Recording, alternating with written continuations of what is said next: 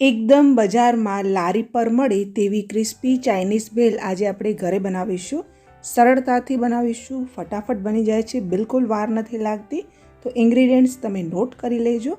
Recipe શરૂ કરીએ તે પહેલાં તમને રિક્વેસ્ટ કરીશ કે પ્લીઝ વિડીયોને એક લાઇક ચોક્કસથી આપજો.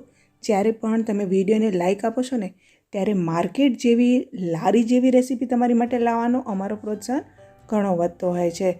અને ચેનલ પર નવા હોય તો ચેનલને સબસ્ક્રાઈબ કરો, બાજુમાં આપેલું બેલ આઇકન પ્રેસ કરજો અને ઓલ નોટિફિકેશન પ્રેસ કરજો, જેથી કરીને તમને અમારા આવનાર બધા નવા વિડીયોઝના નોટિફિકેશન્સ મળતા રહેશે.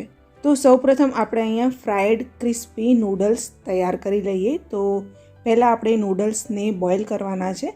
તો મેં અહીંયા 1 થી 1.5 લીટર જેટલું પાણી લીધું છે અને તેમાં અડધી ચમચી મીઠું અને 2 ચમચી તેલ ઉમેરી તેને ગરમ કરવા માટે મૂકી દીધું છે.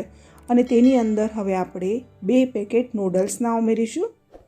આમ તો બજારમાં ચાઇનીઝ ક્રિસ્પી નૂડલ્સ મળતા જ હોય છે, પણ જો તમારા સિટીમાં અવેલેબલ ન હોય તો તમે આ રીતે ઘરે પણ બનાવી શકો છો. અને જો તમને એ ક્રિસ્પી રેડી નૂડલ્સ મળી જાય તો ફટાફટ તમારી ભેલ તૈયાર થઈ જતી હોય છે. પણ હું અહીંયા તમને આખી પ્રોસેસ બતાવી રહી છું, એટલે ક્રિસ્પી નૂડલ્સ કઈ રીતે બનાવવાના તે પણ તમને અહીંયા રેસીપીમાં જ બતાવી દઉં છું. તો અહીંયા આપણા નૂડલ્સને આપણે 5 મિનિટ માટે બોઇલ કરી લીધા છે. નૂડલ્સ ઓવરકુક ના થાય તે વાતનું ખાસ ધ્યાન રાખવાનું છે. બસ તમારા નૂડલ્સ બફાઈ જાય એટલે આપણે અહીંયા ગેસને બંધ કરી લઈશું અને આ નૂડલ્સમાંથી આપણે બધું જ પાણી કાઢી લઈશું. તો એક વાટકા ઉપર આ રીતે ચાયણો મૂકી અને તેમાં આપણે આ ગરમ નૂડલ્સને આ રીતે ઉમેરી લઈએ. હવે જો તમે અહીંયા તેને આ જ રીતે છોડી દેશો તો તમારા નૂડલ્સ એકબીજા સાથે ચોંટી જશે, એટલે એ ના થાય તેના માટે આપણે તેની ઉપર ઠંડુ પાણી ઉમેરીશું. અને આ રીતે આપણે નૂડલ્સને પાણીથી ધોઈ લઈએ. ત્યારબાદ નૂડલ્સને આપણે ઠંડા પાણીમાં ઉમેરવાના છે. તો મેં અહીંયા થોડાક આઈસ ક્યુબ્સ લીધા છે અને થોડુંક ઠંડુ પાણી લીધું છે અને તેની અંદર આપણે નૂડલ્સને આ રીતે મૂકી દઈશું. એકદમથી તેનું ટેમ્પરેચર ડાઉન થઈ જશે. ઓવરકુક થતાં તે ત્યાં જ અટકી જશે અને નૂડલ્સ તમારા એકબીજા સાથે બિલકુલ પણ નહીં ચોંટે. તો ઠંડા પાણીમાં નૂડલ્સ એકદમ છૂટા રહે છે. તો જ્યારે તમારે તેને ફ્રાય કરવાના હોય તે સમયે તમારે નૂડલ્સમાંથી ફરીથી પાણી બહાર કાઢી લેવાનું અને ચાયણા ઉપર જ તેને 5-10 મિનિટ માટે મૂકી દેવાનું.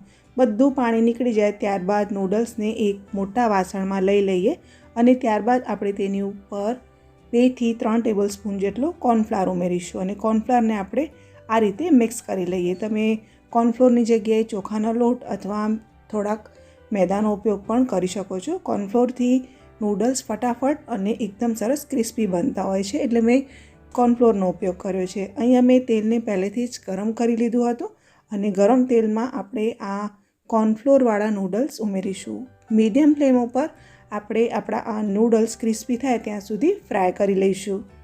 ઘણી જગ્યાએ નાના સિટીમાં આ રીતે ફ્રાઈડ ક્રિસ્પી નૂડલ્સ મળતા નથી, તો આ રીતે તમે ઇઝીલી ઘરે બનાવી શકો છો અને એકદમ સરસ બજાર જેવા જ તમારા ક્રિસ્પી નૂડલ્સ તૈયાર થઈ જશે.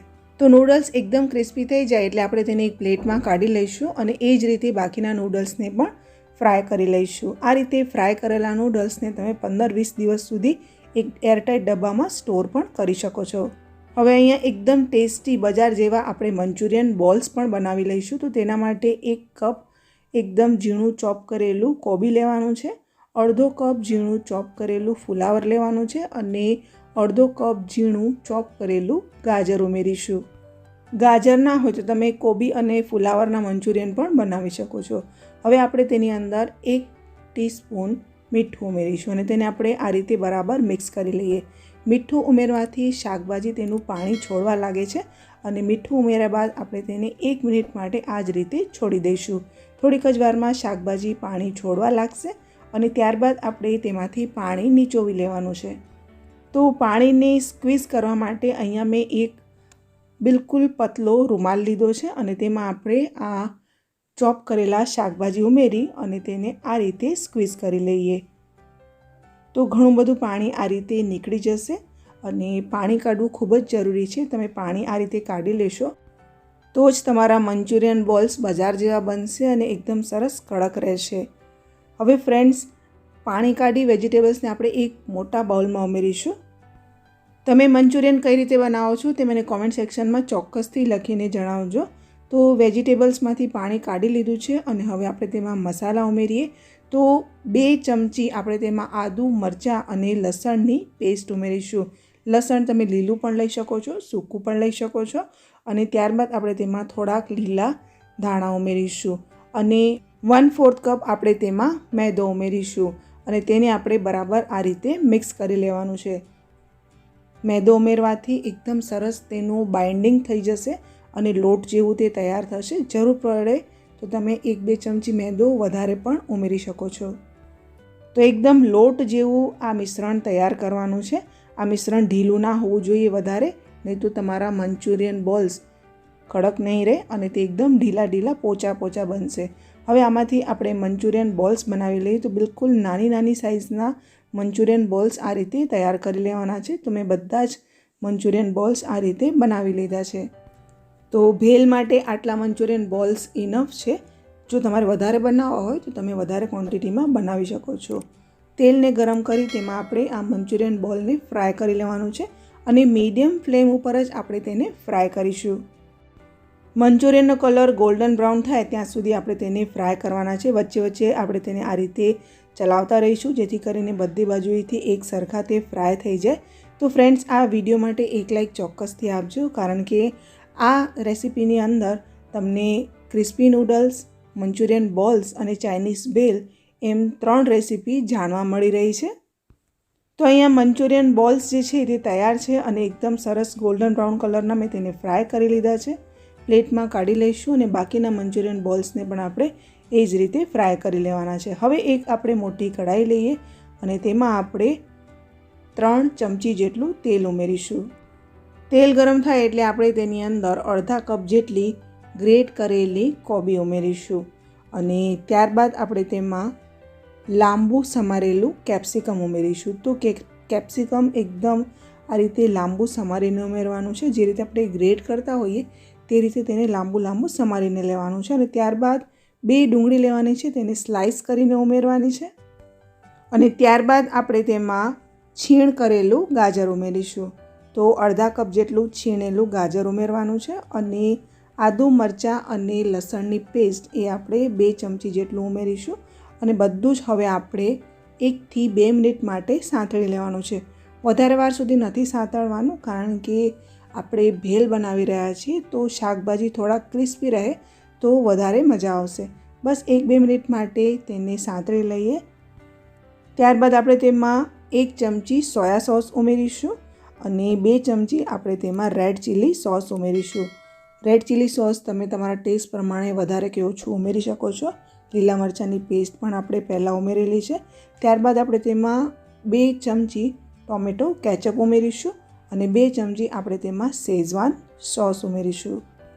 ત્યારબાદ આપણે તેમાં અડધી ચમચી અજીનોમોટો ઉમેરીશું અને 1 ચમચી આપણે તેમાં વિનેગર ઉમેરીશું. જો તમારે અજીનોમોટો સ્કીપ કરવો હોય તો તમે કરી શકો છો. વિનેગર તમારે 1 ચમચી જ ઉમેરવાનું છે, વધારે નહીં. અને બધું આપણે બરાબર આ રીતે મિક્સ કરી લઈએ. ત્યારબાદ ગેસની ફ્લેમને બિલકુલ સ્લો ઉપર રાખીશું અને 2 નાની સાઇઝના ટામેટાં એકદમ આ રીતે ઝીણા સમારીને ઉમેરવાના છે. ટામેટાને પણ આપણે વધારે ચડવા નથી દેવાના અને આ રીતે તેને 1 મિનિટ માટે બરાબર બધા સાથે મિક્સ કરી અને ધીમા તાપે 1 મિનિટ માટે જ સાંતળી લઈએ. અડધી ચમચી જેટલું મેં મીઠું ઉમેર્યું છે. ફક્ત ગ્રેવીના ભાગનું જ આપણે અહીંયા મીઠું ઉમેરવાનું છે. ત્યારબાદ મેં અહીંયા થોડાક સ્પ્રિંગ ઓનિયન ઉમેર્યા છે અને તેને પણ આપણે બરાબર મિક્સ કરી લઈએ. મીઠું બધા સોસની અંદર પણ હોય છે, નૂડલ્સમાં પણ આપણે મીઠું ઉમેર્યું છે અને મંચુરિયન બોલ્સમાં પણ મીઠું છે. તો મીઠું તમારે એ રીતે ધ્યાનથી ઉમેરવાનું છે. ત્યારબાદ આપણે અહીંયા મંચુરિયન બોલ્સ અને થોડાક લીલા ધાણા ઉમેરી આ રીતે તેને મિક્સ કરી લઈશું. મેં અત્યારે ગેસને બંધ કરી લીધું છે. ગેસને બંધ કરીને આ પ્રોસેસ કરવાની છે, નહીં તો તમારા મંચુરિયન બોલ્સ જે છે તે ઢીલા થઈ જશે. તો અહીંયા ભેલ માટેનું એકદમ ટેસ્ટી એવું મિશ્રણ તૈયાર થઈ ગયું છે અને હવે ભેલ બનાવવા માટે આપણે એક મોટા બાઉલની અંદર ક્રિસ્પી નૂડલ્સ ઉમેરીશું. તો મેં જેટલા ફ્રાય કર્યા હતા તેના અડધા નૂડલ્સ મેં અત્યારે ઉમેર્યા છે અને જે ગ્રેવી છે તે પણ હું અત્યારે અડધી ઉમેરી રહી છું. તો જ્યારે પણ તમારે આ ભેલને સર્વ કરી હોય ત્યારે જ ગ્રેવી સાથે આ ક્રિસ્પી નૂડલ્સને તમારે મિક્સ કરવાનું, જેથી કરીને ભેલ તમારી ક્રિસ્પી રહેશે અને ખાતી વખતે વધારે મજા આવશે. હવે તેની ઉપર આપણે થોડીક કાચી ગ્રેટ કરેલી કોબી ઉમેરીશું અને ડુંગળી ઉમેરીશું અને થોડાક લીલા ધાણા અને સ્પ્રિંગ ઓનિયન ઉમેરીશું. થોડાક આ કાચા શાકભાજી ઉપરથી રહેશે તો આપણી ભેલ વધારે ટેસ્ટી લાગશે. અને હવે આ બધું જ આપણે બરાબર આ રીતે મિક્સ કરી લેવાનું છે. તો ફોક અને તાવેથાની મદદથી હું તેને આ રીતે મિક્સ કરી લઉં છું. બિલકુલ હળવા હાથે આ રીતે મિક્સ કરવાનું છે. તો એકદમ લારી પર મળે તેવી આપણી આ ચાઇનીઝ ભેલ જે છે તૈયાર છે. ગરમ ગરમ તેને સર્વ કરો. તો આશા રાખું છું તમને આજનો મારો આ વિડીયો ગમ્યો હશે. આજની મારી આ રેસીપી તમને લોકોને પસંદ આવી હશે. એક વખત ટ્રાય ચોક્કસથી કરજો અને તમારા અનુભવ મારી સાથે કોમેન્ટ સેક્શનમાં શેર કરજો. ચાઇનીઝ ભેલને આપણે લીલી ડુંગળી અને લીલા લસણથી આ રીતે ગાર્નિશ કરી લઈશું. તો ફ્રેન્ડ, આજનો વિડીયો તમને ગમ્યો હોય તો લાઈક કરી તમારા ફ્રેન્ડ્સ ફેમિલી મેમ્બર સાથે શેર કરજો. ચેનલ પર નવા હોય તો ચેનલને સબસ્ક્રાઈબ કરો. આ વિડીયો જો તમે મારા ફેસબુક પેજ પર જોઈ રહ્યા હોય તો ફેસબુક પેજને ફોલો કરો. બાજુમાં આપેલું બેલ આઇકન પ્રેસ કરો. ઓલ નોટિફિકેશન પ્રેસ કરજો, જેથી કરીને તમને અમારા આવનાર બધા નવા વિડીયોઝના નોટિફિકેશન સમયસર મળતા રહેશે. ફરીથી મળીશું એક નવી રેસીપી સાથે. ત્યાં સુધી તમને બધાને મારા જય શ્રી કૃષ્ણ.